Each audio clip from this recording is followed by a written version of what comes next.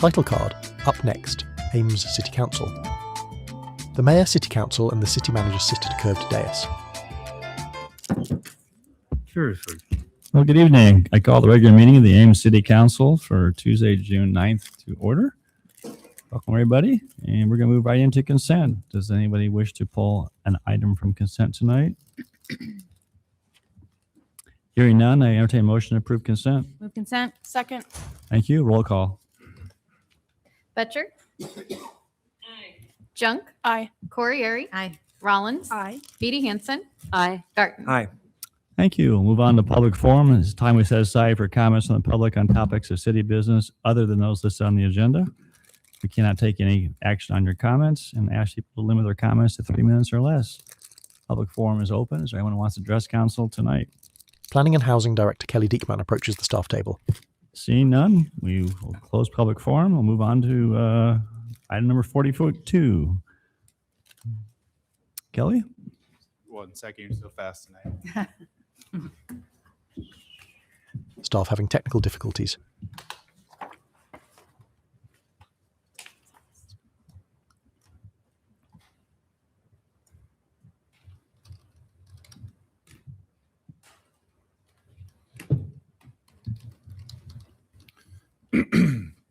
All right, so for item 42, we're talking about starting the annexation of the Irons Subdivision and the Ames Golf and Country Club.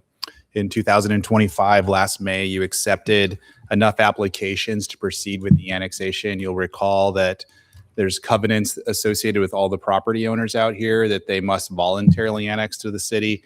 We didn't receive a voluntary annexation from everyone, but we did receive enough that we can proceed under state law to begin the annexation process as an 80-20 process, which is at least 80% consenting of the territory in the annexation area. And then you can assume other 20% to do logical boundaries. So we as staff believe we meet the state law requirement and we can proceed. Last year, City Council said to defer beginning the process until some other things have been done. So we're proposing a schedule where this can be done this year. And really, we just want to confirm that you want us to proceed this year with this process. Thank you, Kelly. Questions?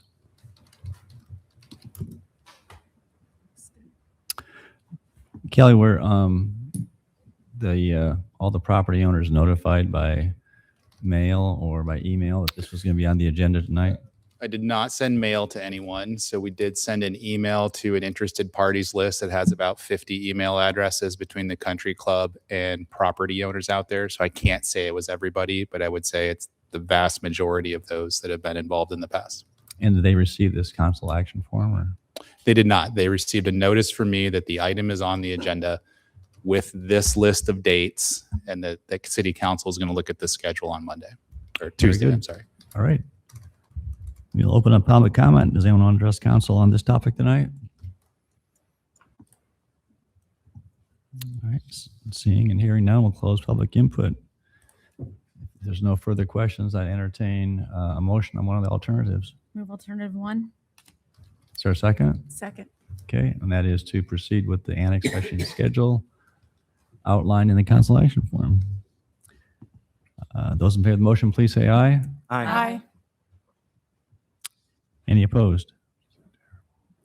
Motion carried. All right, move on to item number 43, development outline for the Bluffs. So for the development outline, this is the process we've undertaken for all of the development incentive projects that City Council initially indicated support for back in December. So the next step after awarding the incentive was to get more details and then confirm our next step towards an actual development agreement. So tonight, the outline is actually addressing a modified proposal from December. This project, the Bluffs, which is at the corner of GW Carver and Cameron School Road, is a little bit different than the other ones. City Council, in response to the developer request initially, awarded a TIF rebate of up to $1 million for road construction costs related to a Cameron and GW Carver widening to prepare for a turn lane and a traffic signal. At that same meeting, City Council also directed staff to pursue an alternative roadway design for a roundabout in partnership and to seek a partnership with Story County to proceed with that project. And the reason there was two different directions was one, the developer is obligated to build a road. So you addressed first the incentive related to what his obligation is. And then secondly, we had an alternative design that was out of the control of the applicant, and you asked staff to pursue that. Partially because timing is not in their control for roundabout, plus we're looking for partners because the roundabout would cost more than what the other type of roadway improvement would be. So the issue came up in May when we were starting to work on finalizing this. When reviewing both options, the developer approached staff and said, it looks like between the roundabout and the lane widening, there's a different cost to the developer. And that was true. The first version has the developer paying for 100% of the road, and then over 10 years, the potential of being repaid $1 million in TIF. However, the roundabout had a different budget arrangement because the city would be building that project. We assumed only $600,000 of TIF would exist in 10 years to reimburse the city for direct costs, and that the applicant would then be responsible for any other costs beyond that $600,000, which, depending on how you want to look at that, was between $400,000 and $600,000. And so when we were talking to the applicant, they said there's two things that they would like. They would like first for the city to commit to taking control of the roadway project, whether it's a lane widening or a roundabout. They believe there's enough momentum behind it needing to be coordinated with many things that it was a little beyond their scope and that it would be better as a city project. The second part is trying to equalize or balance the financial benefit of our incentive conversation between the two types of roadways.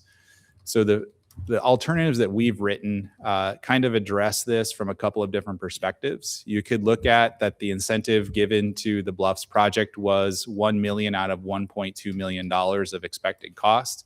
So alternatives 1 and 2 focus on a developer contribution of $200,000 to whatever type of roadway it is.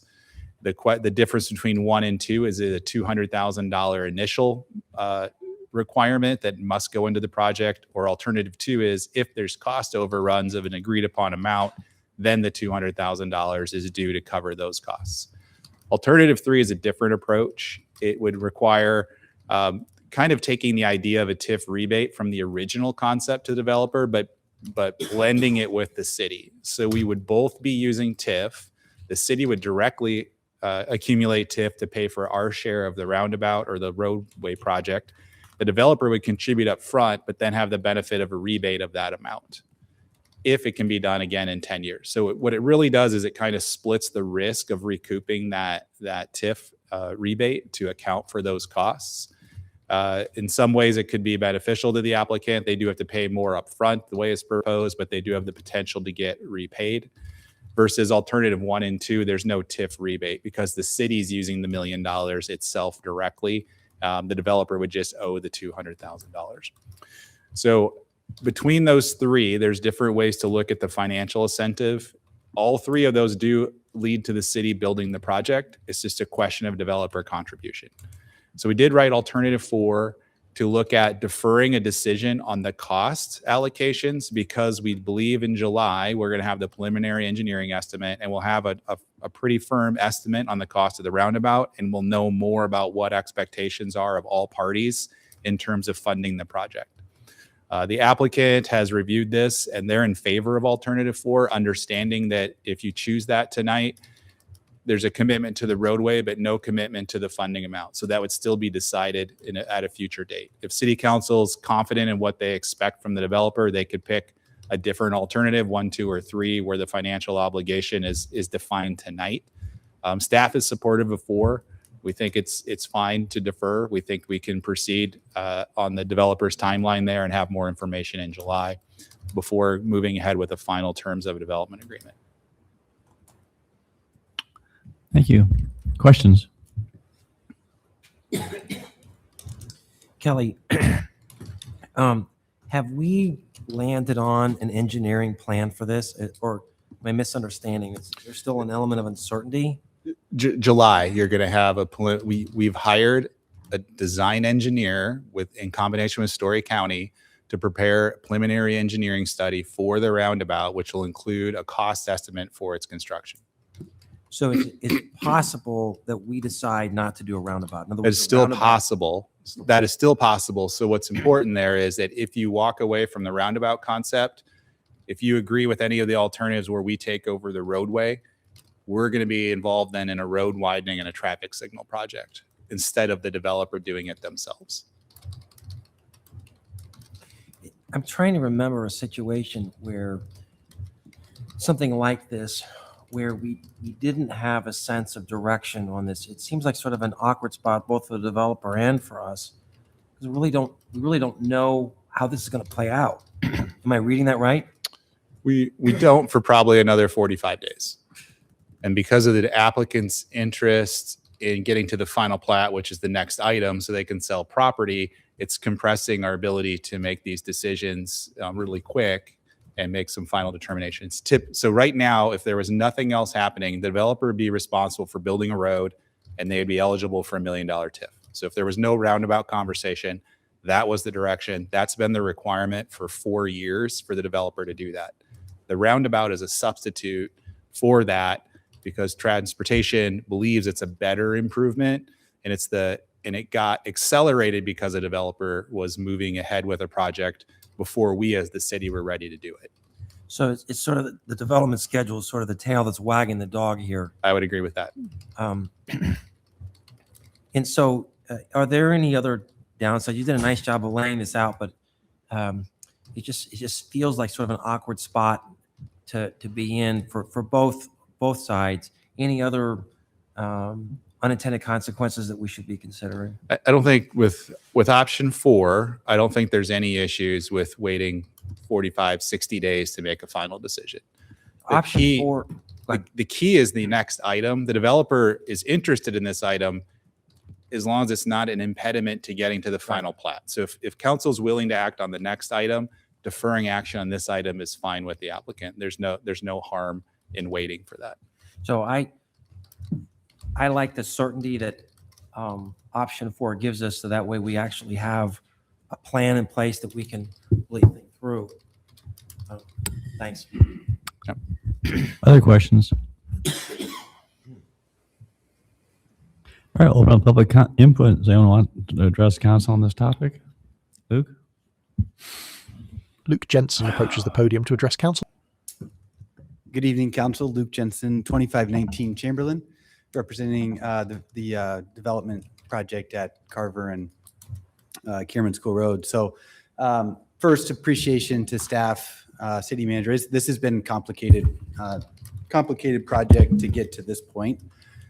We've been working on this incentive for about a year, and so it takes time to work through these details. We want to get it right. We're in support of option 4 that allows us to collect comprehensive information with the road design, the costs, the various funding sources, and keeps us moving forward in that direction. Mayor, may I speak to item 44? We'll have that. Or do you want me to come back up Yeah, for that? yeah, Okay. well, yep. So Kelly alluded to this. That helps getting this put in motion, helps us know how to proceed with item 44 when it comes up. So we're in support of alternative 4. Alternative 2 is also agreeable to the development team.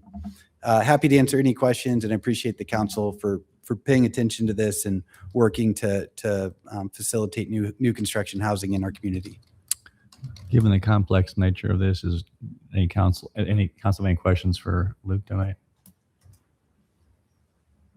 Thanks. We'll call you back up, Luke, on 44. Linda? Linda Morgan approaches the podium to address council. Good evening, Linda Merkin, and I'm sorry, I didn't know this was going to be on the agenda tonight, so I have not read the council action, the report. So I was trying to follow this, and I was a little confused. From the county's perspective, let me just ask a couple questions. Kelly, we're working with you on the engineering. That's still going forward to do the engineering for a roundabout, correct? Yep. Okay, that's what I was hearing. I wanted to make sure we were still on track for that. Yep.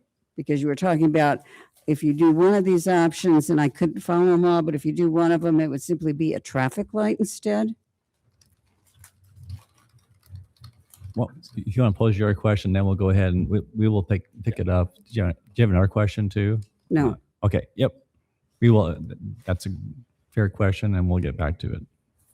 okay. Okay. Thank you. Mhm. Anybody else? All right. We'll close public input. You want Yeah, so Just- the Go ahead. conversation here is that if there was no roundabout project, if there was known. an intersection improvement is still needed. The default would be to go to a widening of the roadway and an eventual installation of a traffic signal. The traffic signal would not happen immediately. It wouldn't happen until a Stang Road extension happens. Versus if we do decide to go forward with the roundabout, when the engineering report comes out in July, that all has to be built at once. You would just do the intersection and be done with it. So the obligation of the developer is if there was no roundabout, they would do a partial intersection improvement, and then someday a matching improvement would occur that results in a traffic signal. But nothing has changed.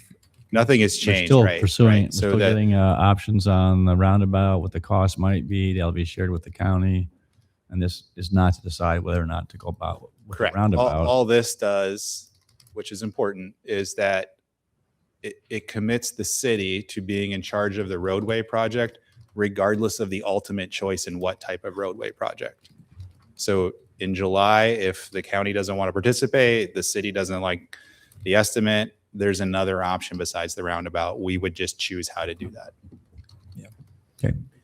So one technical question, Kelly.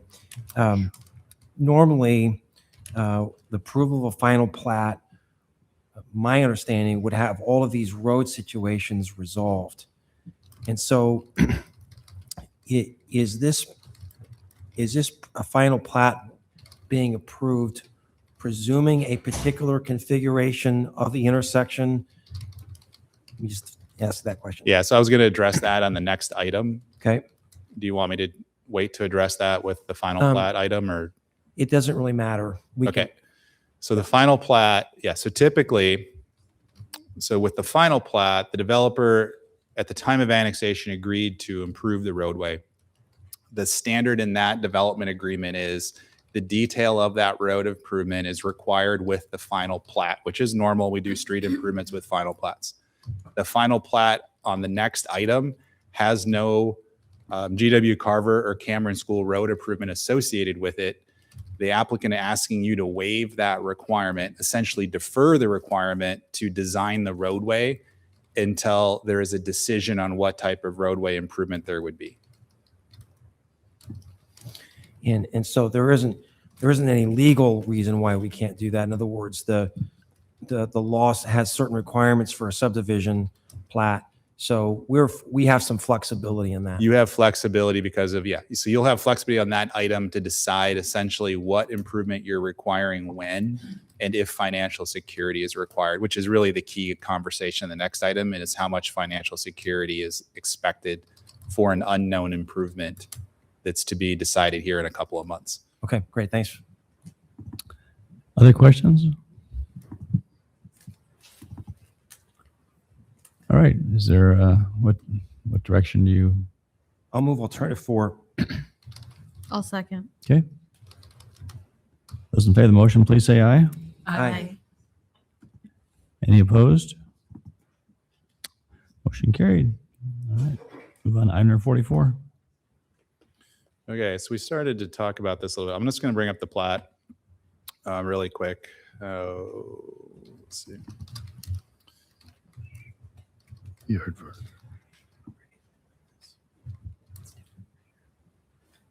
Sorry, the computer's a little iffy.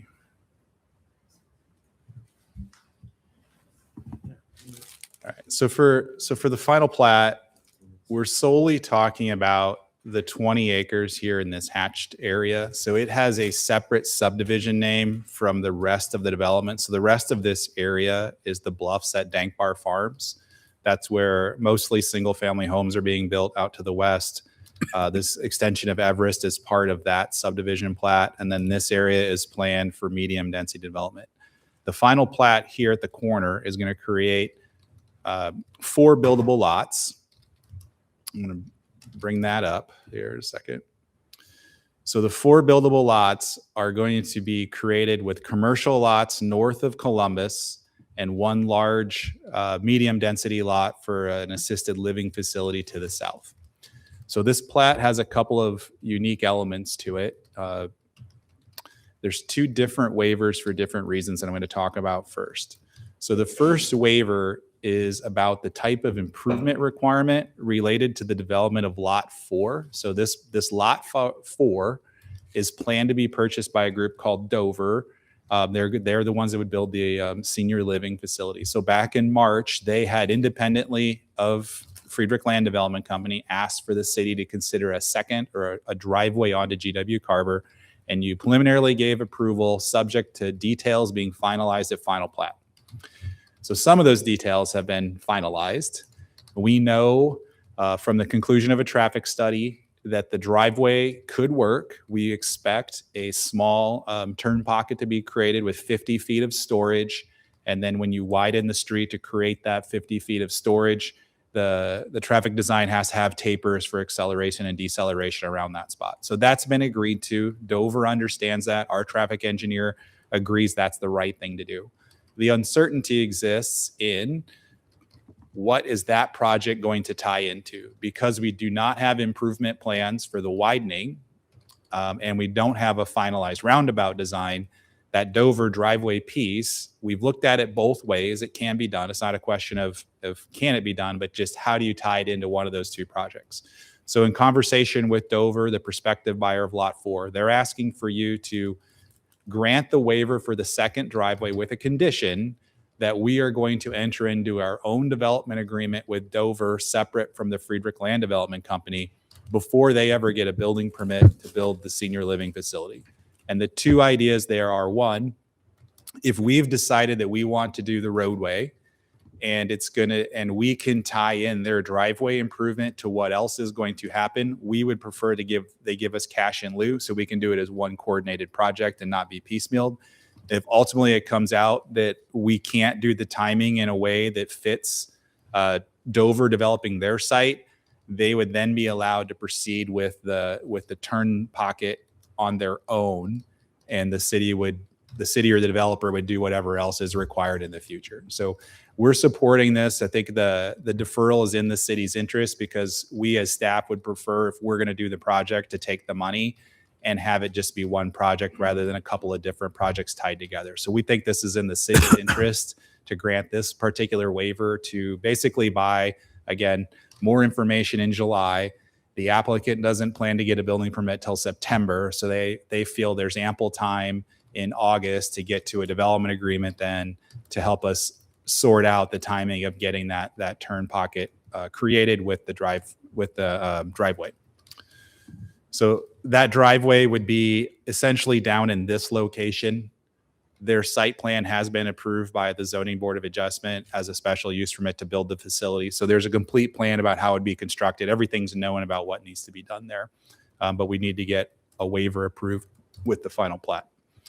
The second waiver is definitely unique in the sense that based on your action to assume responsibility or plan to assume responsibility for the roadway improvement from the preceding item, the developer is asking then to not have to put up the full financial security of a roadway improvement to create this final plat. So if they were required to build the road, you would need financial security. You would need more information that's been provided, and you wouldn't be able to approve this tonight. But with the direction you just gave, we can proceed as proposed with alternative 2, which is where the developer is still obligated to construct roadway improvements if the city does not choose to do them, but the financial security is reduced down to $255,000, which is reflective of the letter of credit that has already put on deposit with the city to secure other improvements in the subdivision. That sounds like a lot, and let me just explain why it can work if the council's comfortable with that. The 255 essentially represents this internal street improvement. It's almost done. It's been mostly constructed. We haven't accepted it, so we don't have any reduced cost estimates for it. But the timing of that roadway being done is before the next roadway improvement would ever start. So we're not trying to secure two things that are happening at the same time. We're essentially saying that we're willing to let this security sit here for this improvement. It should be done and accepted.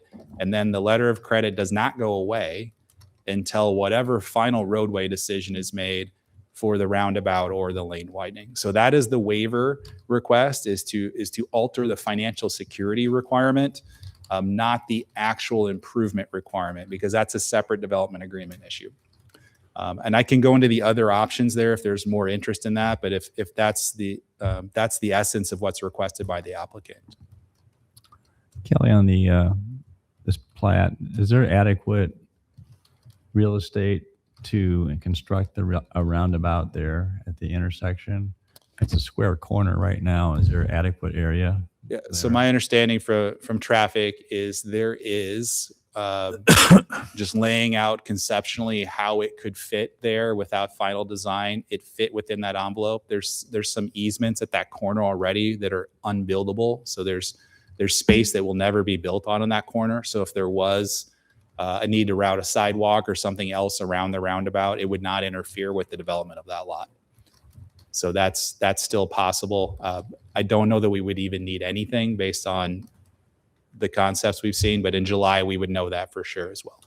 Well, given the fact that if we're approving this plat and the next item has to do, I mean, the site plans are already being worked through on the Kwik Star, it's gonna go on the corner here. What if there is some, a little bit of corner required?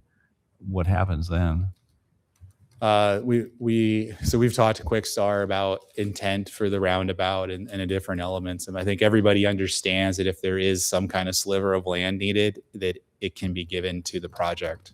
We don't have written agreements for it at this point, but the three parties have talked about this. It's understood, it's needed. And again, the developer maintains this obligation for road construction, whether there's financial security or not. So they're still on the hook for this in some fashion. They're not, and maybe Luke wants to speak to the timing of this, they're not closing on the sale of that lot immediately. So my thought was we were still in the discussion of how the development agreement relates to the three commercial lots. It's lot 4. They would not be subject to any more discussion because it's to be transferred on Friday to Dover. Okay. Other questions? Kelly, just a quick question about the language in the waiver modification section there. It talks about needing to show extraordinary hardship to the applicant. And so we are saying that that is true, or is that, how are we handling that part of it? I was looking at a different part Okay. of that waiver criteria. So yeah, you do have to make a specific finding. You have to look at this language. Just let me get to it quick. Okay. That's the other item.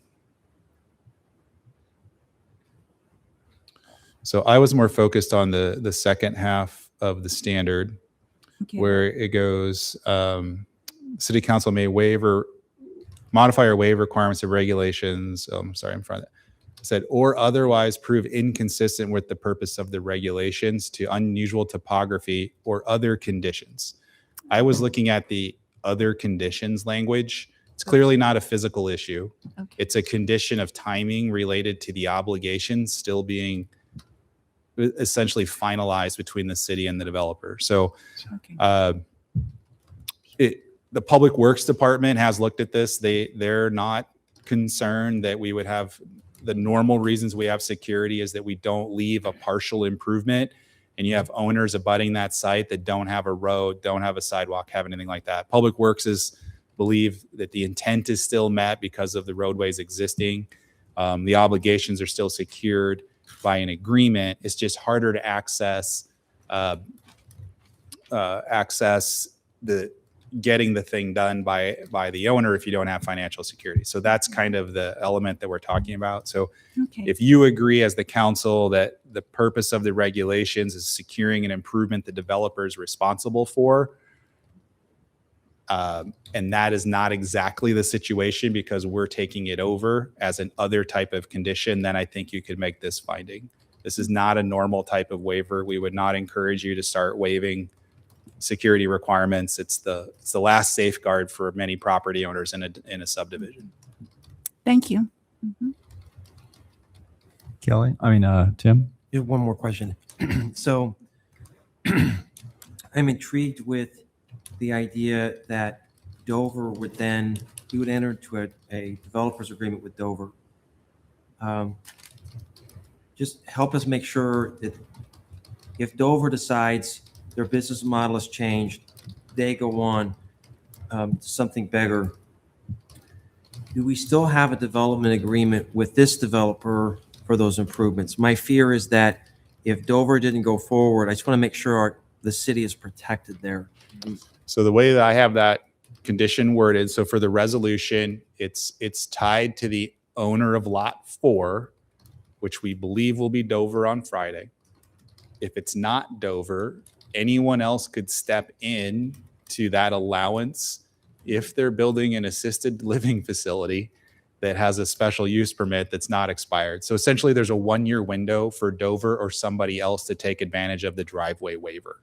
But what I heard from you, and this is satisfies my concern, is that obligation runs with the land. So no matter who this is, it's not an obligation with a specific party. Whoever is going to own that property will be subject to that obligation. Am I saying that correctly? I agree. It's not even an obligation, it's permission. If they don't build the roadway, they don't have to do anything to the street. It's a condition of them connecting a driveway to GW Carver, which is optional. Okay, that's helpful. Thank you.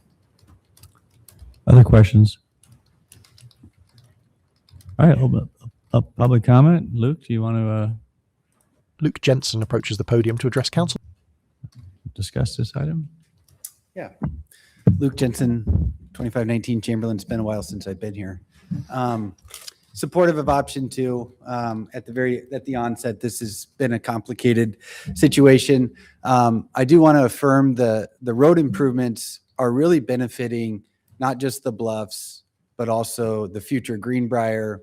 Also, we've moved forward with annexation of the Irons, and this is a comprehensive safety improvement for the entire region. So we stand committed to continue to develop. We control both sides of the road, and think that this request, while unusual, our situation is also unusual.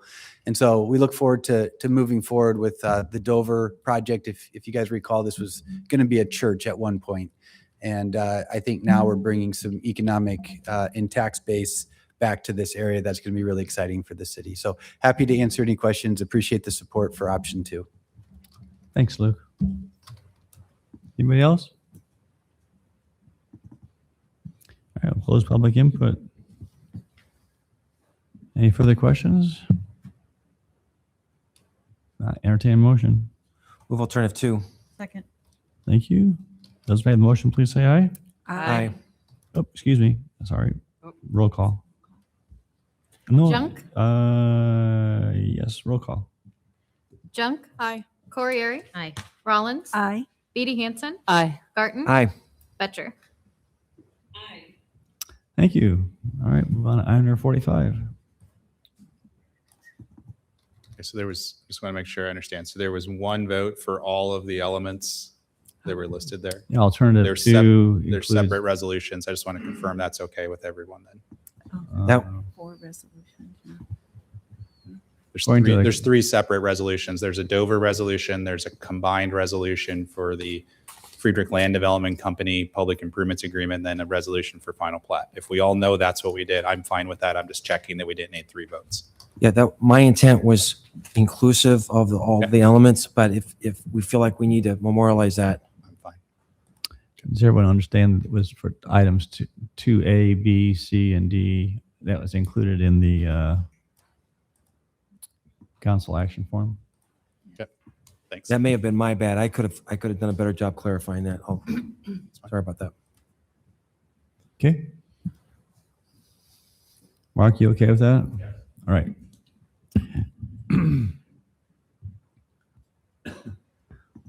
Item 45. All right. 45 is a request for council to initiate a zoning text amendment regarding fueling points or essentially gas pumps within the CGS zoning district. So across the city, you have multiple commercial zones.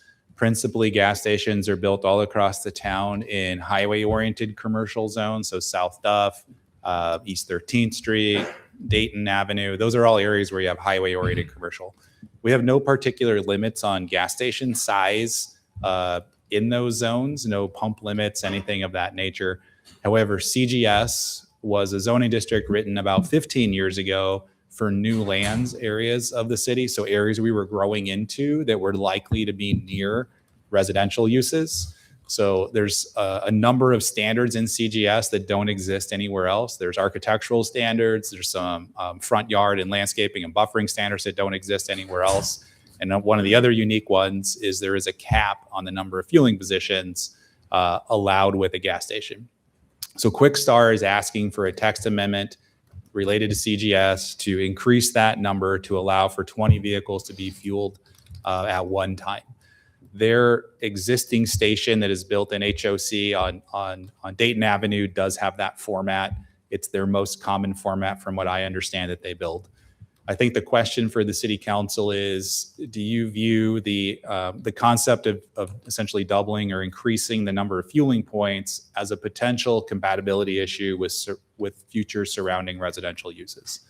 If that's the case, you would not choose to grant the request, or you might choose to require some kind of compensating permit process or something else. If you believe that the zoning standards that are in place already wouldn't really, those standards would help mitigate anything about increasing the fuel pump count, then you would choose option one if you're interested in pursuing this. I think there's 3 areas of the city that have this zoning. So there's existing North Casey's by Fairway. That's the original CGS zone in the city. So you can see that size of that station. There's a undeveloped area at the corner of 190th and Hyde, which would be in the future Hayden's Preserve development. They have a node of commercial that's zoned CGS. That's probably way out there until that land develops. You have this corner.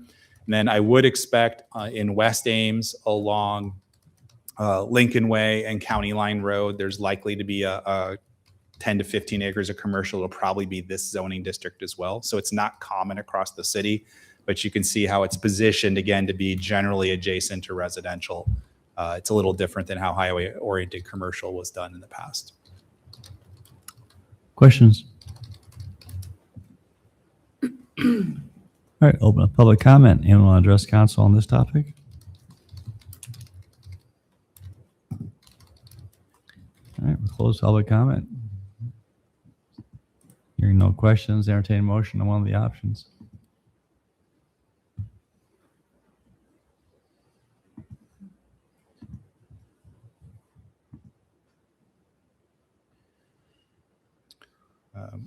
I do have this up. This is left over from the last meeting. If you want to understand not the last meeting, the last item, the location here. So Kwik Star would be on this lot 1, and you can see the outline then of single family residential about a half a block away. You would have medium density development further down on Everest, and then you're going to have that assisted living facility here, and then the other residential will be across the street. You have the Irons. When we approve the master plan, the fueling points must be on the south side of lot 1. They will be along Columbus. I'd move option 2. I'll second. Which is? It's to create a special use permit process for review of convenience stores in that CGS zoning district. And eliminate the maximum fueling point limit. Okay. Those in favor of the motion, please say aye. Aye. Any opposed? Motion carried.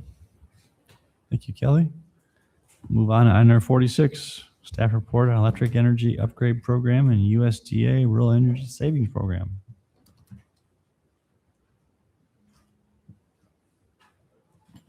Curate Spence, Assistant Director of Electric Services, Lane Fober, Energy Services Coordinator, and Nolan Sagan, Sustainability Coordinator, approached the staff table.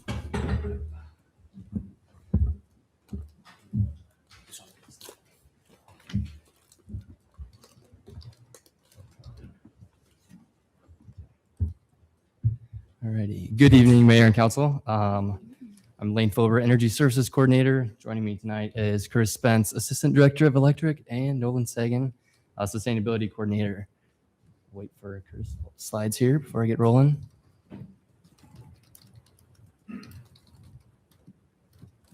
So we last came to you in the fall of 25 regarding submitting an application for the RESP loan application through the USDA.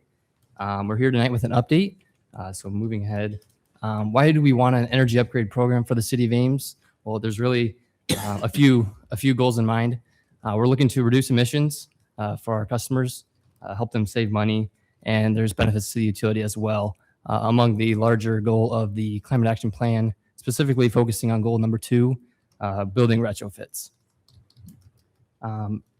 Like I said, in the fall, we submitted that application to the USDA for the RESP funding. The application was successful, and we were offered $7.6 million at 0% interest rate.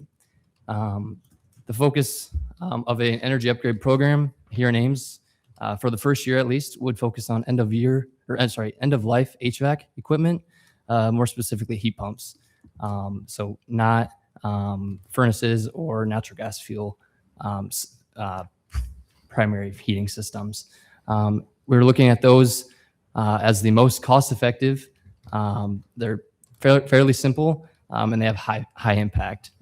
And in most cases, savings would offset the monthly tariff charge. A customer would repay the utility at a low interest rate. We're expecting 0.5% or less. And then in the first year, we're looking at a 10 project pilot. From there, we would evaluate and potentially expand. Under our current structure, for participants, they would have to be residents of Ames, more specifically electric utility customers. So not all Ames residents would be eligible, only utility customers. As I mentioned, heat pumps would be the primary upgrade, at least for the first year. The utility investment would be attached to the meter. So a repayment would come on that monthly utility bill, and it would be attached to that meter for the length of the term. And at maximum, it would be 15 years. Program fees, we're estimating them to be fairly low on the utility side. We expect some startup fees, but the remaining project costs and program costs should be covered by the small amount of interest that we're able to charge for these energy upgrades. Qualifications for them, along with being a utility customer, you must be in good standing with the utility, meaning no missed payments, things along those lines. Lastly, the day-to-day operations would be handled by a third-party operator, in which we would RFP for after we commit to the fund. So looking more specifically at the HVAC upgrade, we're looking at average project costs of about $12,000. And in that first year, 10 projects would put us a little over $100,000. But in years after that, we would target about 80 projects per year, and being a 50% of total program investment. The other 50% would come from additional upgrades. Those would be evaluated in year 2 and beyond, and those would more focus on renewable energy upgrades or whole home retrofits. Those would be our tracks number 2 and 3. Renewable energy would fall under that solar and battery storage, whereas a whole home retrofit would be more HVAC systems, electric water heaters, and other upgrades. Talking through the RESP structure and where some of the how some of this funding will flow, we will have the USDA $7.6 million loan to pull from at the top. Those we would pull down as needed as projects occur, and it would be funded from our own program account. From there, we would make contractor payments and fund other program expenses, and other funding sources would come from the electric utility fund, more specifically the demand side management account.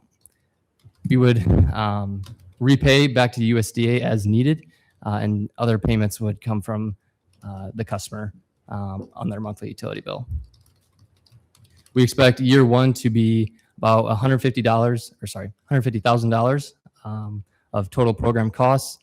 And we expect $50,000 of that to be a one-time fee, and the remaining years being an annual cost of $100,000. So where are we at today?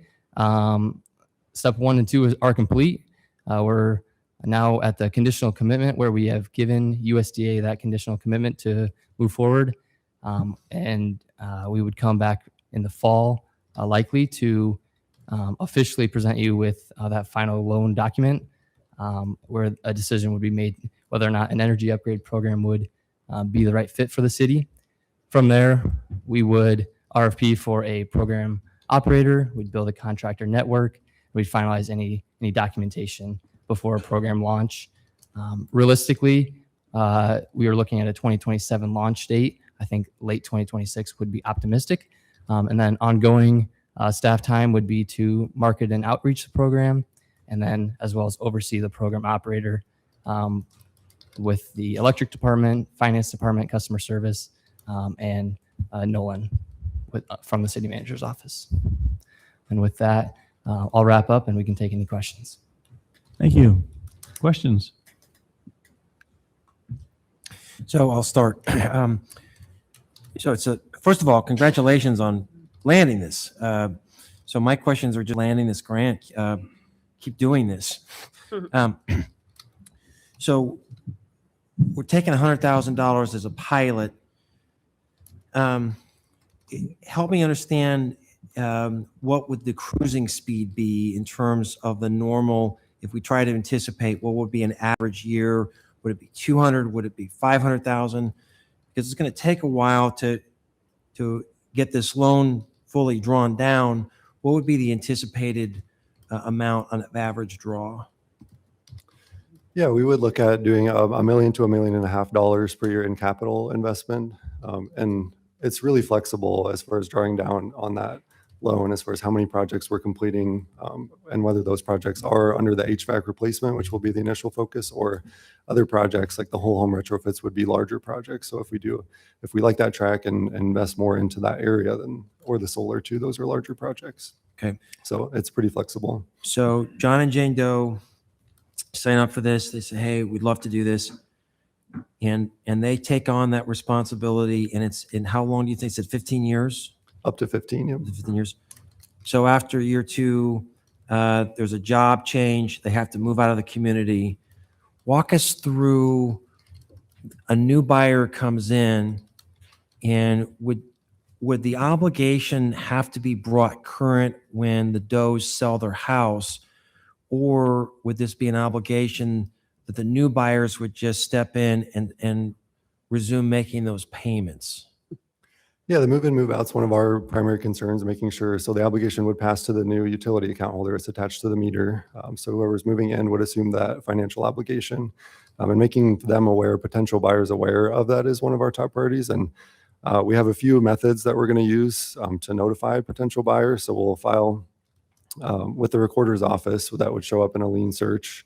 And then we're working with Sherry's office to create a GIS database of properties that have this in place, and have that linked in the Beacon registry, so that those that information would be publicly available there. And then we'd also sign an agreement with each project that would include some stipulations like maintaining the equipment and other things. And one of those would be to voluntarily disclose that on a seller's disclosure when you go to sell your house. We would place physical, stickers on the physical units so that anybody looking at that would be aware and would have access to additional information about the program. And then we'd also engage with realtors in the area to make them aware of the program, so that they know this is something to look out for. Well, I appreciate the shotgun approach to this. Our track record of notifying buyers is not too good. So we've talked to other programs. We think these are all the options that we have available. Yeah, so I like the thoughtfulness of this.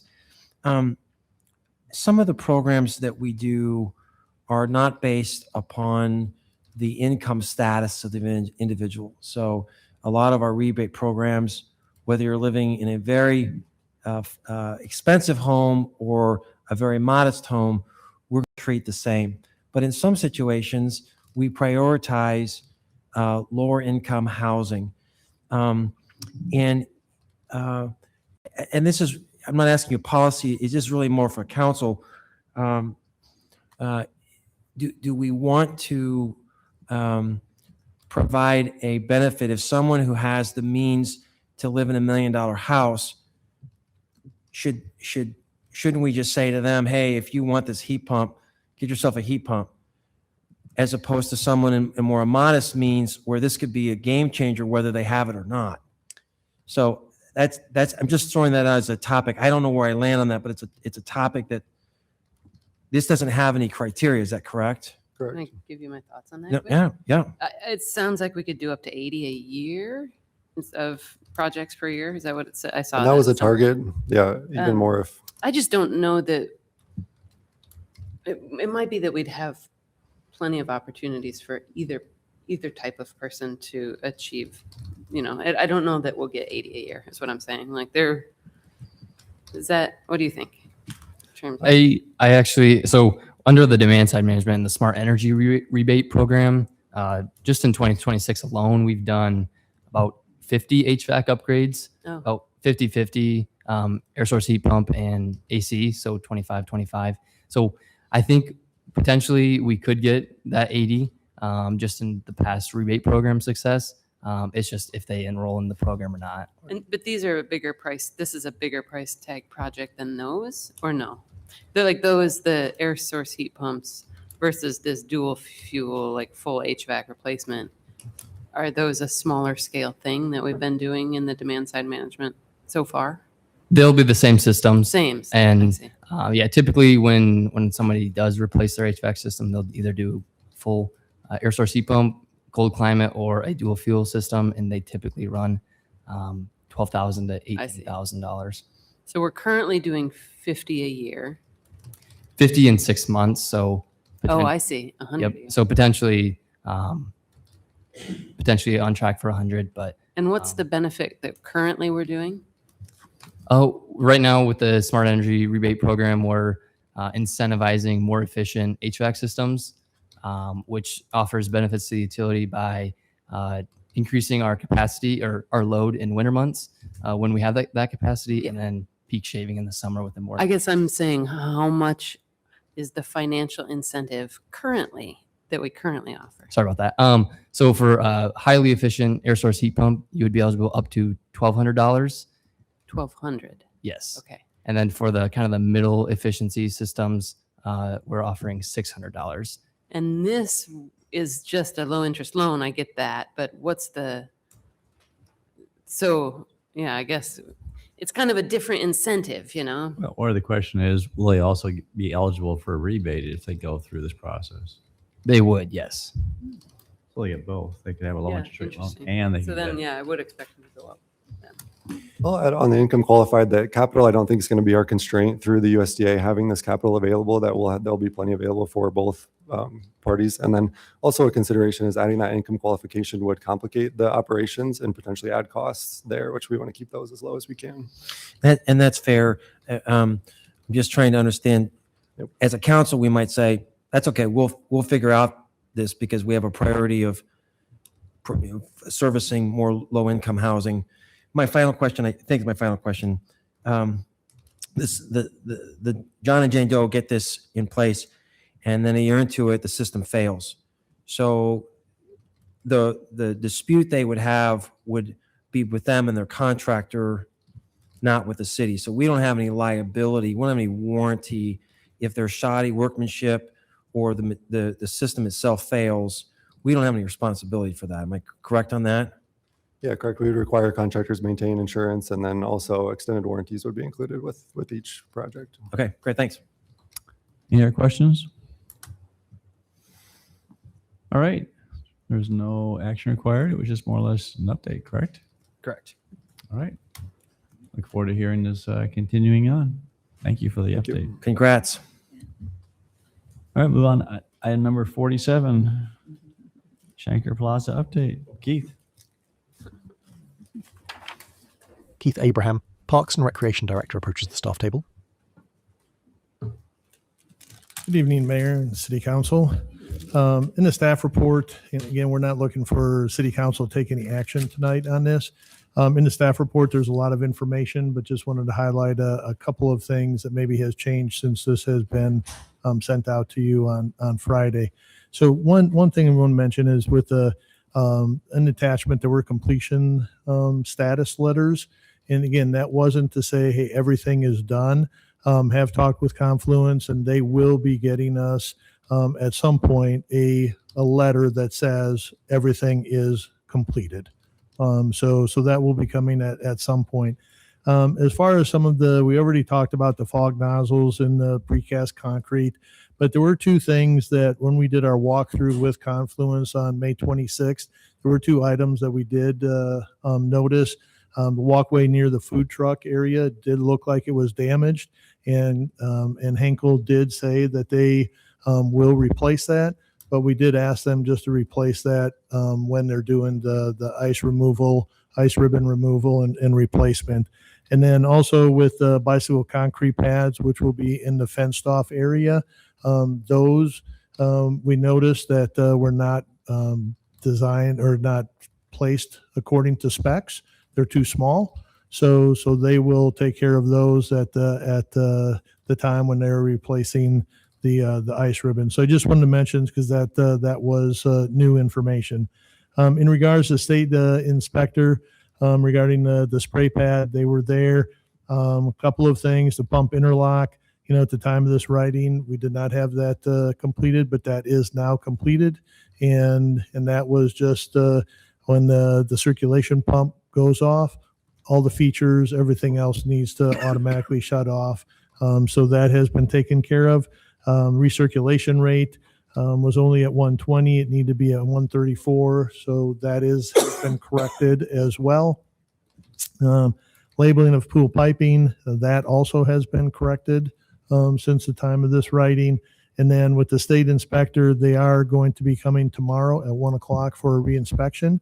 So everything that they have asked us to correct has been corrected. So we're really feeling that tomorrow afternoon they'll say, yep, everything is good. And then we will get our license. Henkel will be removing the fence around the perimeter on Friday. And with that, our goal is to actually open the plaza on Monday. Everything but the non-ice ribbon. So everything else is good. One last thing that I would mention is part of the agreement. The Henkel was to get us the schedule for the removal and replacement of the ice ribbon by Monday, June 8th. They did submit that to us. So we have it, and it looks complete. They are looking at starting the removal on September 1st, and they would have everything complete by November 13th is what their schedule says. So I won't go into all the other detail. So those are just some changes since this was written. So I would entertain any questions if there are any. Thanks for the good news. Yeah. And we will, after the inspection tomorrow, we have a press release ready to go, just explaining, things, why we're going to have the ice ribbon still blocked off. But we get good news tomorrow afternoon, then that press release will be released.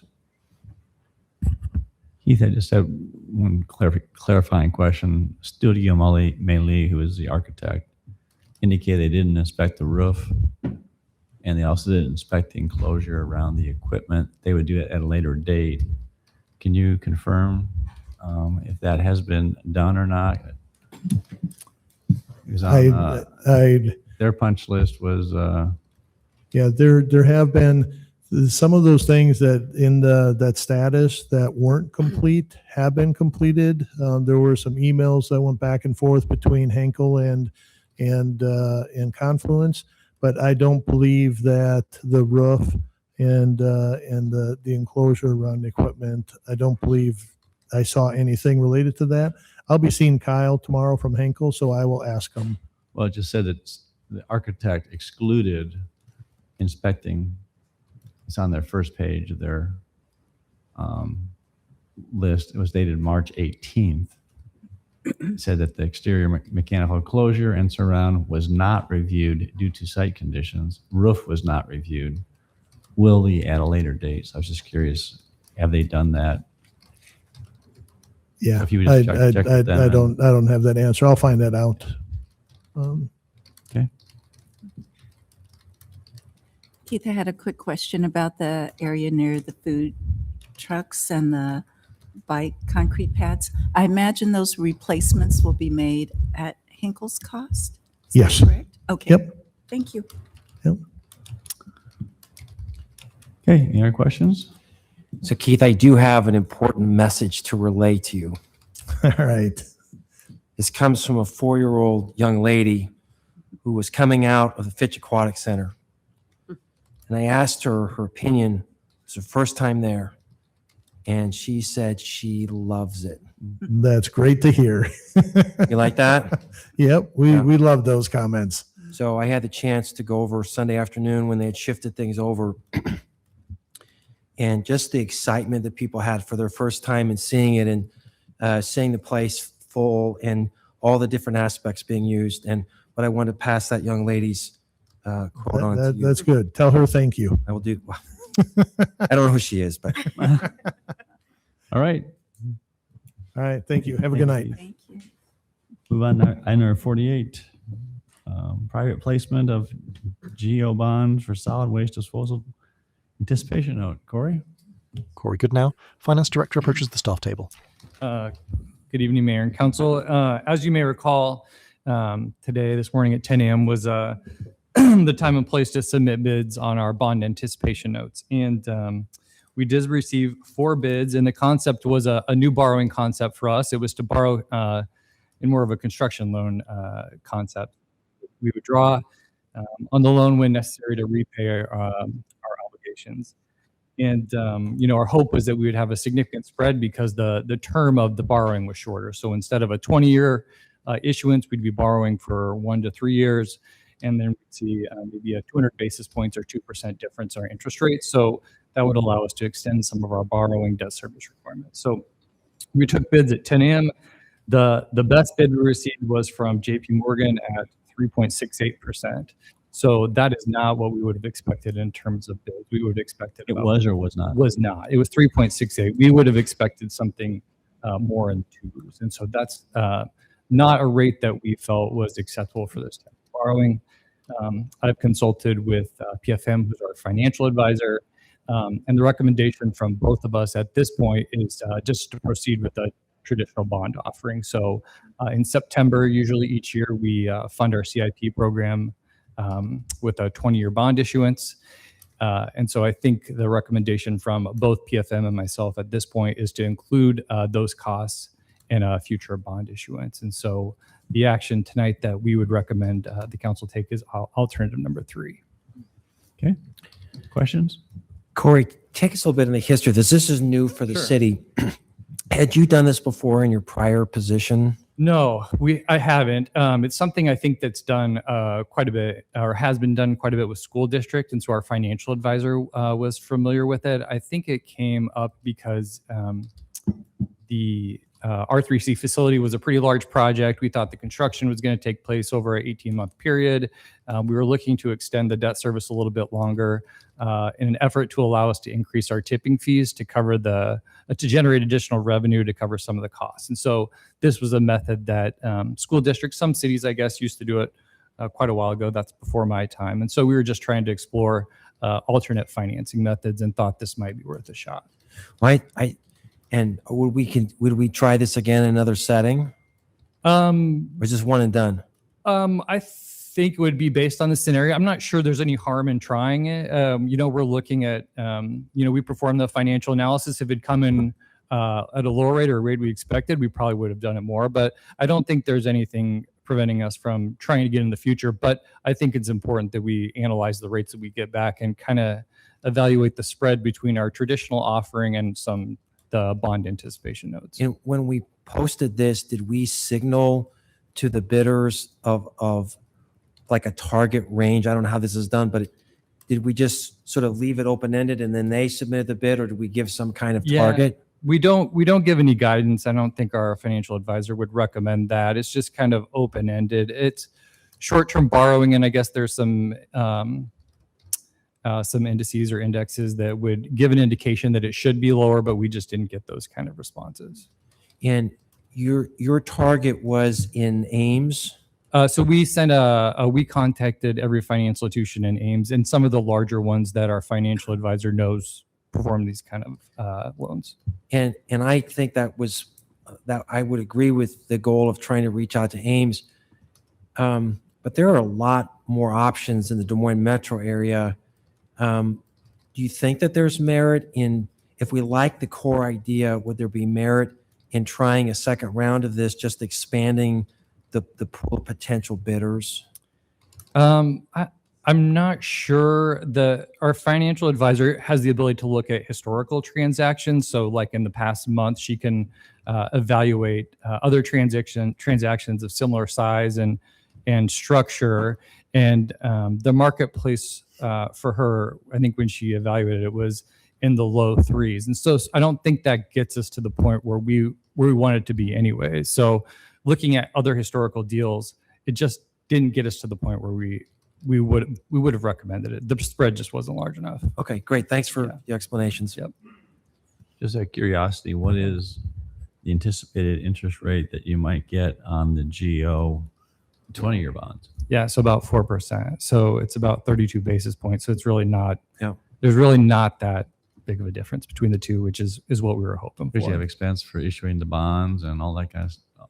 Yeah, and we've already handled the proceedings, so there's no lost expenses. Our authorization process is complete. So again, we would just include it in the September offering. Okay. Yep. All right. So no further questions. Entertain a motion on one of the alternatives. Move alternative 1. Second. Ooh, 3. 3. Excuse me, 3. Thank you. Oh. So withdraw that first one. Oops. Withdrawn, and 3 is in motion. And who seconded? I did. Withdrawn. And you have second alternative 3? Yes, second alternative 3. Okay, so the motion's on alternative 3. Those in favor of the motion, please say aye. Aye. Thank you. Any opposed? Motion carried. Thank you. All right, move on. Item number 49, hearing on the 2025-2026 Asphalt Street Pavement Improvement. Justin Cluson, Public Works Director, approaches the staff table. Good evening, Mayor and Council. Tonight you have in front of you a project from Public Works. We received bids earlier this week, last week. Bids came in higher than what our anticipated revenues were for the project. So we are recommending to Council to accept the opening of bids, but reject all bids and allow us time to redesign and rebid this project at a date when we can get some better design in place. So we can make sure within the projected revenues for the project. Questions? We got an email about this one, right? Correct. Can Yes. you just sum up for us Yeah. what they were asking for and why you're still recommending? Yeah, so I talked with it. So the bidder had contacted us. I had talked with him yesterday as well about the same thing. They are interested in still having council award the project and then have us work after the fact to lower costs. And you may have seen us use similar things like the R3C. We did that.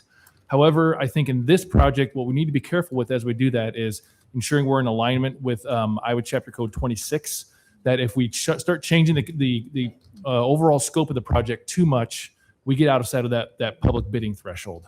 So in other projects like the R3C, we were changing some equipment that was inside, but overall we were building the same project. Some of the finishes were changed. This, in order to do that, starts really changing the scope of the project. So my recommendation would still be that we do not award the project tonight, and you allow us time to get it redesigned so we can go solicit bids again. Thank you for explaining that. Would you anticipate this to be rebid yet this year and work be done this year, or is it going to have to be postponed for a year? I anticipate we can still get bids this year, and that possibly there's two things that will likely happen: is we can still get some bids this year, and some of these streets in here could still be constructed yet this construction season. There are other ones we're going to need to look at our end dates, completion dates on it, and it's going to extend into next year's paving programs. but we think we can identify those clearly in the plans. And then one of the challenges that we had with this project was the utility costs. Our utility costs were out of line with what we had in the project. So we're really going to look closely at those, what utilities truly need to be replaced, what can be rehabilitated instead of replaced, and what are the methods we can use to make sure we're getting the best project for the community.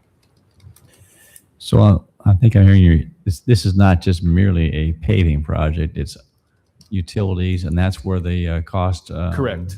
Bust occurred? Yeah, so when we're looking at it, we're also looking at the sanitary sewer and storm sewer. Storm sewer in particular came in well over budget. And so we want to go back and look at those intakes and those manholes again and start looking at other techniques. Can they be rehabilitated instead of completely reconstructed?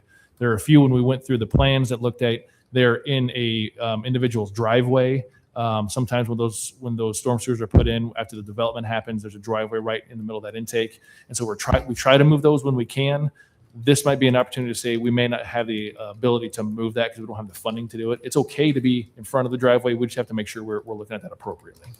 And in that's when in your conversations with them, do they indicate whether or not they got good competitive bids or multiple bids from their subcontractors doing like this kind of storm sewer work? Yeah, they indicated they I think it was 5 contractors they had talked with. We thought the prices were higher than what we were expecting. So we're seeing that honestly across the board. Some of our utility work, it's we have companies that are no longer in town doing work. So there are other companies that are coming in and filling some of those roles, and we're seeing some of that challenges on the utility side. I'm a little nervous next year if that trend continues. We'll have to look closely at what our current bid costs are and plan for that accordingly. That's what I was trying to get at, was that if there's just one bidder, they knew they were the bidder. Yeah, there was multiple bidders, I believe, on the utilities from my understanding. Okay, very good. But that perplexes me a little bit then. So the engineer's estimate, isn't it based upon what we think these different components will cost? It is. They're based off historic costs. And so we saw a pretty dramatic change in what those were on this bid than what we've seen earlier this year. So that's where we're seeing some challenges, and we need to look at what we have to actually replace based on what we believe the current market is today on those markets than what we were when we bid things back in February and in January when we had earlier costs. Then I apologize. Then I feel like I'm confused. So is the issue the scope of the work, or is it just that perhaps the engineer's estimate was just low? I mean, if the engineer's estimate had properly included, I would say properly in a loose sense, but had it included this increase in these utility expenses, if we, in other words, if we were looking at an engineer's estimate of 4.9 million, we wouldn't be having this conversation. It'd be like, well, it's close enough. And so help us understand, is it the engineer's estimate or the scope of the project that we need to focus on? I think it's a little bit of both. I think our engineering estimate up to this point, we've been very, very good. In fact, for the past, hate to even say it out loud, for the past year, we haven't had a bid for roadway improvements and utility improvements that has been over budget. That's right. This was the first one in about a year that's happened. So we're kind of seeing that happen with it. And then we also need to look at how much we have in revenue to actually spend. Even though our prices may be higher, we still have to live within some of that budget. So we may have to take one street, for example, and maybe push it into next year's program if we can do that to help balance those. And a lot of that happens sometimes in the CIP. You may not see that. We're kind of doing that a little bit right here from from the dais and whatnot, that we're trying to move things around to make sure we can fit within the program revenues. But that's what I think we're seeing right now. It's a combination of the two, and we're looking to realign that with this redesign that we're asking you to give us time to do. My only thought on this, and that was a very helpful answer. All over Iowa, if you drive around smaller communities, you see a decline, in my opinion, in street maintenance. And I just want to make sure that if we make a conscious decision that we can't maintain roads according to our historical standards, that's a conversation that needs to happen, I think, at the dais level. So whatever the redesign is, we would want the quality of the construction to be comparable with what we're doing, and not let that fall off without having a robust conversation up here. 100% agree. Yep. And we appreciate that support, and we concur with that as well. Yep. Thank you. Right. To declare a public hearing on this project to be open. Is there anyone who wants to address council on this topic tonight?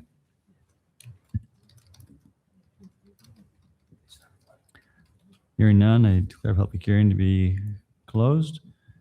Is there a motion accepting reported bids? I move that we accept the report of bids.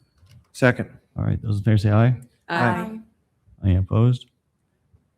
Entertain a motion rejecting all bids and directing staff not to award the contract.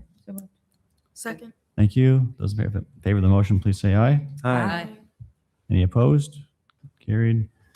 Entertain a motion directing staff to make modifications to the project to align project expenses with budget revenue and bring the revised project back to City Council at a later date. So moved. Second. Those in favor say aye. Aye. Any opposed? Carried. Thanks, Justin. All right, moving on to item number 50, hearing on major site development plan amendment, Les Schwab Tire Center. Yep, just a quick overview. I know the applicant has a representative here too, if you had any other questions. So the site that's hatched was developed very recently with a car wash, which is no longer open. And the city was approached with modifying the site plan to approve a Les Schwab Tire Center. So it's for passenger vehicles essentially in terms of its scope as a facility. So this is uniquely here tonight because this property is tied in to the development of the former Kmart property where we have some other shopping center buildings that have been built recently as well. So this particular site has no shared features with the shopping center. So we're only looking at how the site fits for the building that's proposed on this site. All the landscaping is met on site. All the parking is met on site. Stormwater is met on site. So it's actually a pretty neat and tidy proposal. Staff is recommending approval. They've able to accomplish all of our front yard landscaping requirements on both the Duff Avenue side and on the Buckeye side. We worked with them on how to get the commercial driveway situated in a way that they can get their trucks in to deliver supplies to the site. And in terms of the design of the building, we don't have specific architectural standards in HOC, but when we approved the shopping center, we had an expectation of coordinated kind of a commercial level, retail commercial level treatments and features on the site. So Les Schwab has proposed a concrete tilt-up building with a few different textures, has some metal canopy and windows as kind of the office component facing Duff Avenue. And we believe with this approach, it meets the expectation of being kind of compatible with the shopping center to the west. So we're recommending approval. Thanks, Kelly. Questions? All right, declare public hearing on this major site development plan amendment to be open. Does anyone wants to address council on this topic?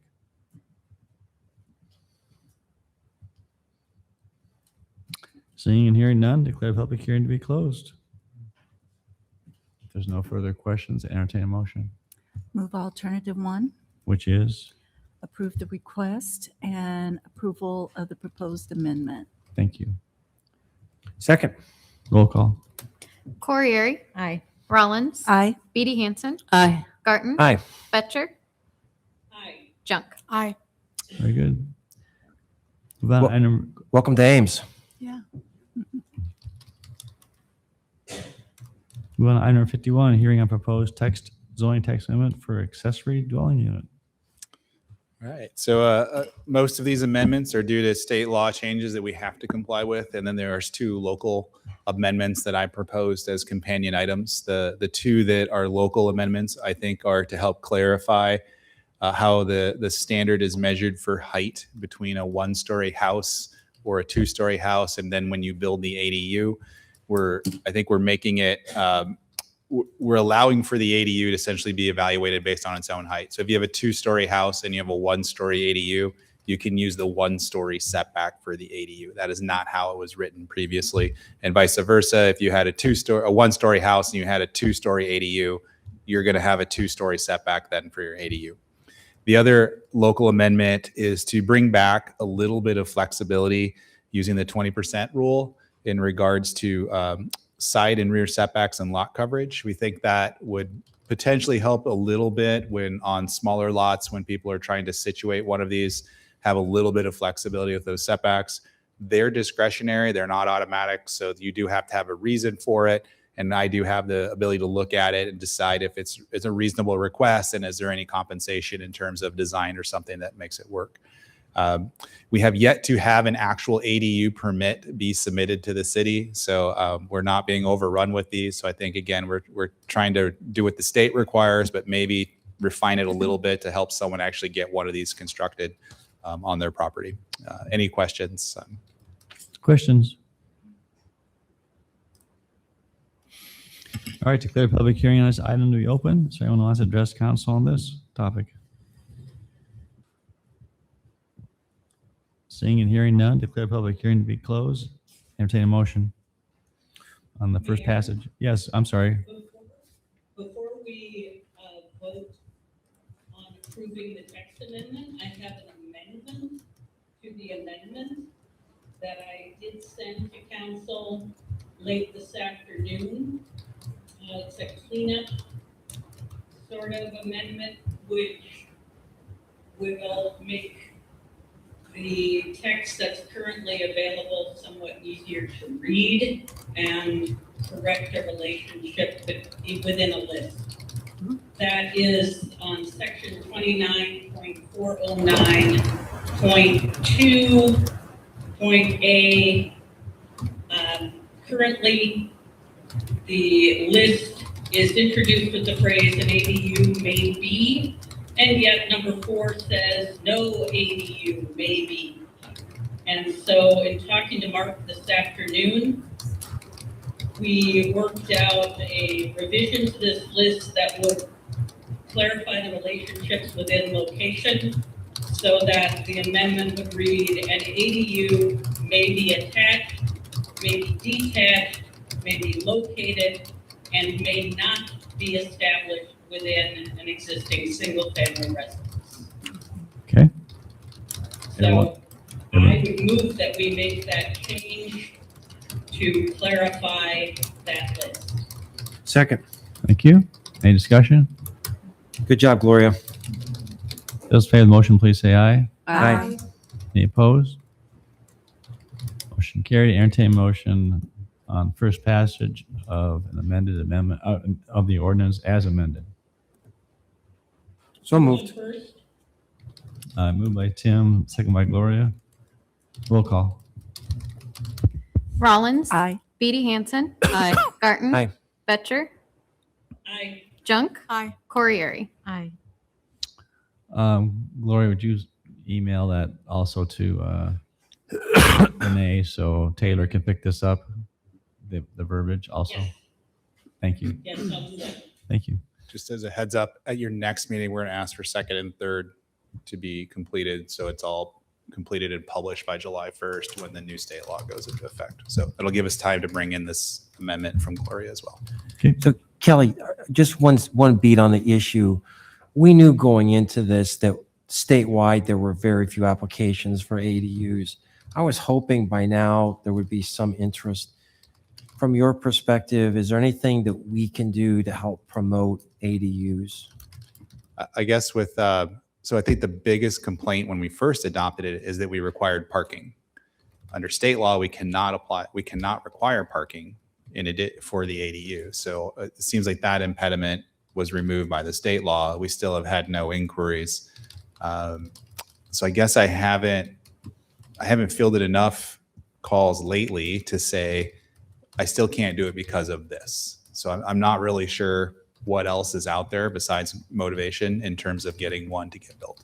Would it be crazy to offer a public meeting where we invite people to come in and learn about ADUs and where you could have sort of give an overview of that? I mean, it just seems like we have this on the books, and what's the downside of trying to have an open house to talk about it? Maybe show some pictures of what it could look like. I don't know if the council has an interest in that. In terms of it being a council meeting or actually him having an independent meeting during the day? It'd be an independent meeting that planning could host that would give the public an opportunity to learn more about ADUs. What about like a brochure Or instead? Channel 12, like That's a good idea too. podcasts. I think we could do something like that in the fall or the winter. Right now I have 40% of my staff gone for the summer. So I probably can't take on anything new, but I think that would be fine to do. And we could see how this plays out with the new rules again, if that's made a difference. So I don't know that this needs necessarily a motion. If you could just put a placeholder that I think there's So an interest in. We'll throw it into the work plan, which you'll come back to here sometime soon now that a lot of things have been resolved. What's interesting is when we did a ton of outreach when we adopted this. So Eloise, if you remember, Eloise spent a ton of time on outreach. We did a lot of surveys. We had a group of a few dozen people. One of our surveys questions is, if this is adopted, do you think you might do this in the next 1 to 3 years? We had dozens of people that said they had a very high interest in doing this in 1 to 3 years, and no one has followed through. Interesting. So I'm fine figuring out a way to promote it again this winter. Yeah. There's new rules. Maybe people didn't know that happened. Maybe they don't know that parking's not required. We can get the word out and see. Yeah. I mean, we just had a 1 hour open house on ADUs. See if No anyone problem. comes. We can absolutely do that. Just an idea. Thanks. All right. Move on. I'm number 52. 52. This is a hearing for the airport parking lot expansion. We got good bids on this project here.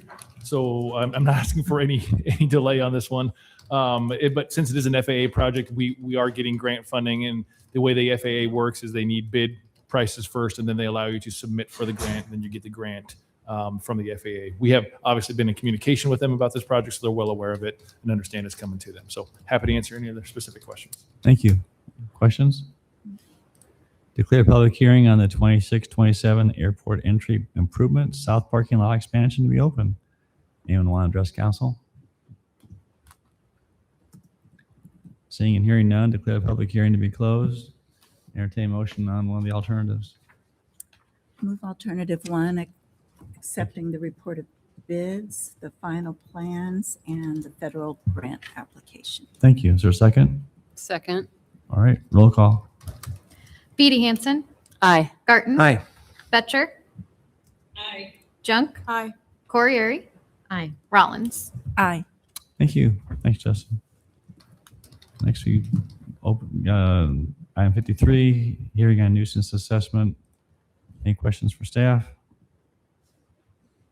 Declare public hearing on this item located 624 Duff Avenue to be open. Anyone want to address council on this topic? Seeing and hearing none, declare public hearing to be closed. Entertain motion resolution assessing cost of tree removal at 624 Duff Avenue and certifying assessment to Story County Treasurer. So moved. Second. Roll call. Garten. Aye. Betcher. Aye. Junk. Aye. Corriere. Aye. Rollins. Aye. Beatty Hansen. Aye. Okay, item 54. We had continued a hearing from the previous meeting on May 26th. So the public hearing on proposition entering into Prairieview Industrial Substation Line Tap Construction Agreement and Transmission Facility Ownership to be open. Does anyone want to address council on this topic? Seeing and hearing none, declare public hearing to be closed. And I report, as you know, the city staff has been working with ITC in discussions with an interconnection and a substation ownership agreement for the new facility out on the Prairieview Industrial Park on East Lincoln Way. This has been going on for some time. I think originally the city submitted one contract that would cover all these topics. I think the company came back with 3 separate contracts. And as we reviewed them, we thought there needed to be some clarification and maybe some modifications to language that we thought we needed to recommend to the council, really focusing on the ownership responsibility. Because when this is when finalized, there'll be obligations to help with the initial construction as long as the ongoing operational costs for the substation. So we've gone back and forth, and we've asked you to delay or continue the hearing until we finalize our discussions. I think we reached the point where we were notified Friday that the company is very concerned about further discussions because they are afraid further delays would cause them to miss steel production time frames. They have to order steel for their project, and they have to get that done first. So basically, we've agreed to withdraw from negotiations right now. I think what the good point about this and what they've indicated is they still have an interest in entering into a transmission interconnection agreement with us in the future. But that we'll negotiate that later on. So basically, you open the hearing, you close the hearing, and And I think we're not going to move on right now with finalizing those agreements. Do you need any kind of action from council on that or not? No. Okay. All right, move on to item 55, entertain motion on second reading of ordinance regarding property rezoning at 3329, 3312, 3699 East 13th Street and 1699 570th Avenue from PRC to OGNE to only PRC with an OGNE, thereby removing the contract zoning agreement. Could you repeat that, please? Nope, I will not. It's on your. Come on, that was funny. That was a lot of acronyms. It's on your agenda. You may read it. Is there a motion? Move on second. Second. Thank you. Roll call. Betcher. Aye. Junk. Aye. Corriere. Aye. Rollins. Aye. Beatty Hansen. Aye. Garten. Aye. And I could ask you to do it next time. Entertain motion on second reading of an ordinance rezoning the parcel at 5120 Tabor Drive from A agricultural to FSRL floating suburban residential low density to FSRL with master plan. Move on second. Move on second. Second. All right, moved by Betcher, seconded by Rollins. Roll call. Junk. Aye. Corriere. Aye. Rollins. Aye. Beatty Hansen. Aye. Garten. Aye. Betcher. All right, thank you. Move on to disposition and communications to council. We have 4 items tonight. First is a email regarding the proposed Stang Road improvement plan from Joel Bueller. Any action required or just thank you for the, Thank you. is there a motion? I would move that we reach out and thank him for his input. Okay, is there a second? Second. Those in favor say aye. Aye. Any opposed? Carried. Second is a email from Victoria Blumen, regarding a Grand Path and 5th Avenue. Did you find yours? I forgot to look, to be honest. I had asked about this particular piece of path, and Steve had provided I some thought we information to provided me. that. This- Grant Olson, I think, brought this up before, but it may be different. You want to just refer to us, see if we can get, either find that memo or write a new one on that? Yeah, I would refer this. I think it's the to- same topic, but I want to check. To staff for the memo they made. Okay, Second.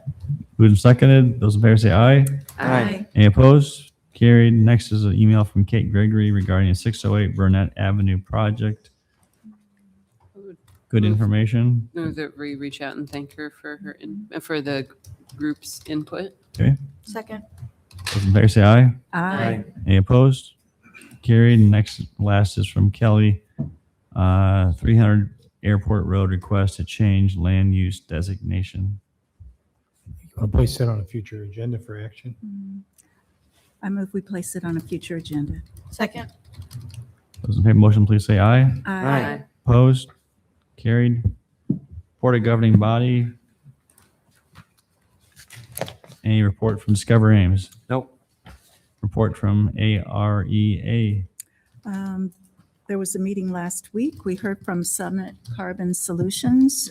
They have 27 partners right now in Iowa. They are hoping to see good things happen. Thank you. No report from Story Emergency Management Agency. They won't meet until next month. Ames Transit. Nothing from transit. Thank you. Council comments. Trey, good to see you. Good to see you as well. I got nothing tonight, though. Nothing tonight. Okay. Tim?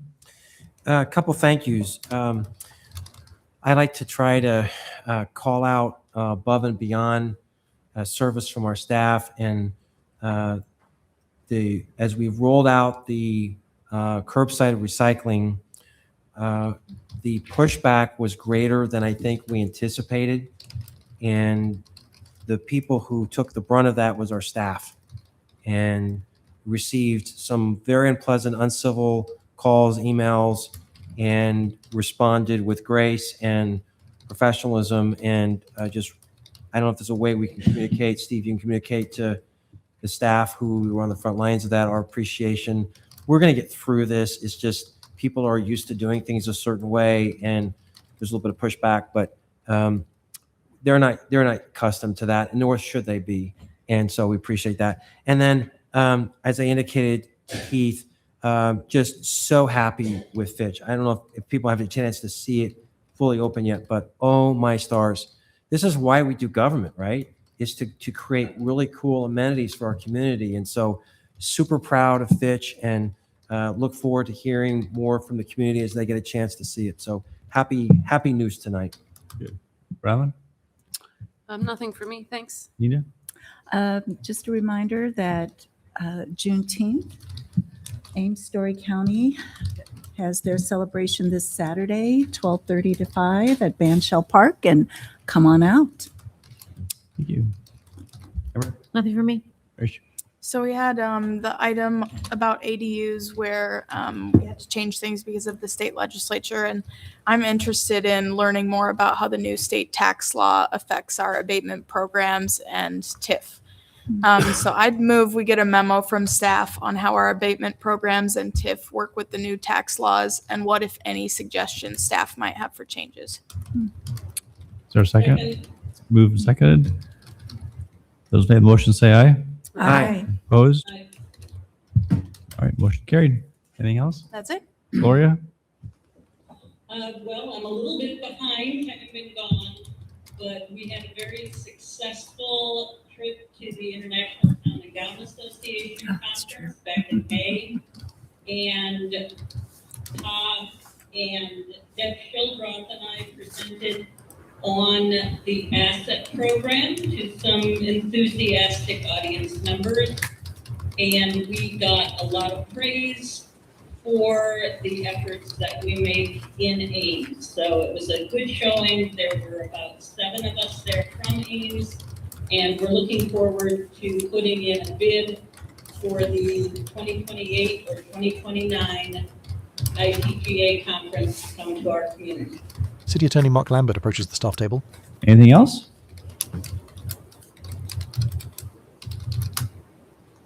You good? All right. I got a couple things. One is council night at the Bandshell is this Thursday night. Invite everybody to come out, and hopefully the weather will be fit. What are we serving this year? Ice cream. Ice cream and fantastic water. Start serving at 6:30. Is that correct, Susan? Concert starts at 8. And the other thing is that a week from tomorrow, we have our second road trip, council road trip, or actually city road trip, where we have departments and city council, some staff going around the community. And this one's at Kate Mitchell Elementary, 4 to 6 p.m. Our first one was at Memorial Park, had a great turnout, and appreciate staff, all their efforts in getting it set up. Takes a lot of work, and look forward to meeting with residents a week from tomorrow night. So with that, Mark, does council have justification for going into closed session tonight?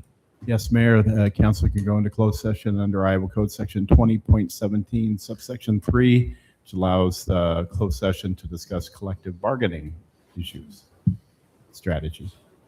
Is there a motion to go into closed session? So moved. Second. Thank you. Roll call. Corriere. Aye. Rollins. Aye. Beatty Hansen. Aye. Garten. Aye. Betcher. Aye. Junk. Aye. Very good. Title card. Closed session Ames City Council. Thanks. All right. Entertain motion on resolution ratifying collective bargaining agreement with the International Association of Firefighters, Local 625. So moved. Second. Those in favor of the motion say aye. Aye. I'm sorry. Good job. It was a tie. I caught it and you caught it. All right. Roll call. Beatty Hansen. Aye. Garten. Aye. Betcher. Aye. Junk. Aye. Corriere. Aye. Rollins. Aye. All right. Entertain motion to adjourn. We adjourn. Second. Those in favor say aye. Aye. We are adjourned. Thank you. Ames City Council meeting credits.